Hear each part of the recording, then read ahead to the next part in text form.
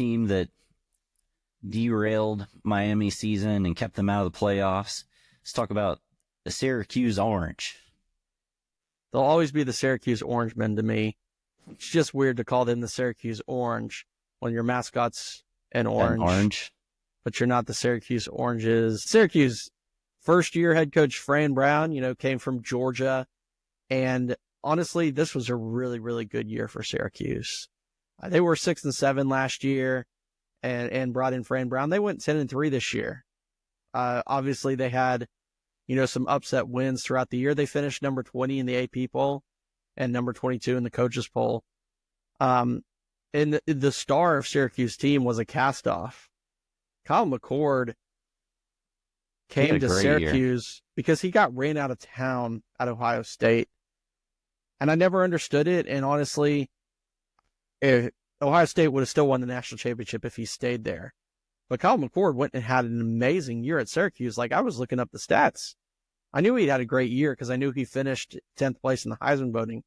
The guy threw for 4,800 yards and 34 touchdowns.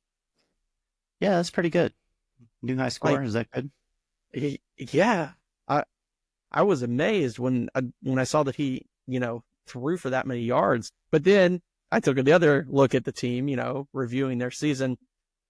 They had a lot of lack of running game, particularly in those losses. And those 3 losses were not good. When they played Stanford, they only had 26 yards rushing.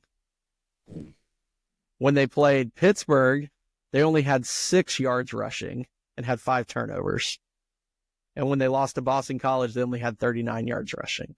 So, yes, Kyle McCord was awesome and they were throwing the ball over the place. But in those 3 losses, which were all to teams that they should have beaten, they couldn't run the ball. And that's probably the reason they lost those games. Yep. If you can't run the ball, you're going to have a hard time closing out games. And you're going to have, we saw this at Georgia because Georgia's running game wasn't there mainly because of the O-line. But when your quarterback's throwing 40, 50 times a game, and in this case, just racking up yards, it's going to be hard to close out those games. I thought this was one of the best turnarounds we've seen in college football in a long time, because you never think of Syracuse as even anything right now. You haven't thought of them much as a relevant team on the national landscape since Donovan McNabb was there. Exactly. And they really were a solid football team.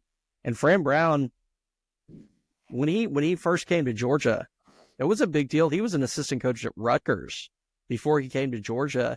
And people are like, well, why is Kirby going to get this guy from Rutgers? And everybody's like, no, this guy's a dude. And he went up there. He took a couple of guys from Georgia with him. Jackson Meeks.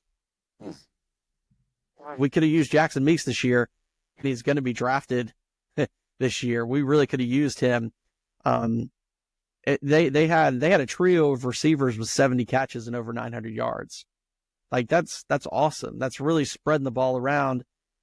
And like I said, the only flip side was that the running game was non-existent. LaQuint Allen had 1,000 yards, and that was it. And I literally mean it. They only had one player who even had 100 yards on the ground for the season outside of that guy. So the running game was non-existent. And that might be why you saw 4,800 yards, out of Kyle McCord. Well, I mean, still, you have a running back with 1,000 yards. That's still impressive. Yeah, but like I said, they had no other running backs with like any yards. 1,000 yards on a season for a whole team, that ain't much. Fair enough.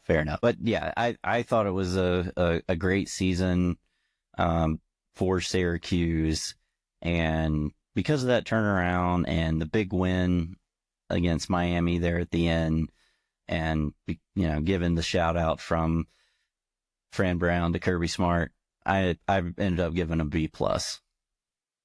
Yeah, I actually gave them an A-. They got the 10 wins because they put up a 50 spot on Washington State in their bowl game. So Their last 2 games of the season, they beat Miami and knocked them out of the playoffs. And then they beat a Washington State team who, didn't really have a conference this year, but was scoring well. And they put up 50 on them. That's how you close out a strong season, especially for a first-year head coach. So I gave them an A-. I thought it was an excellent season for Syracuse.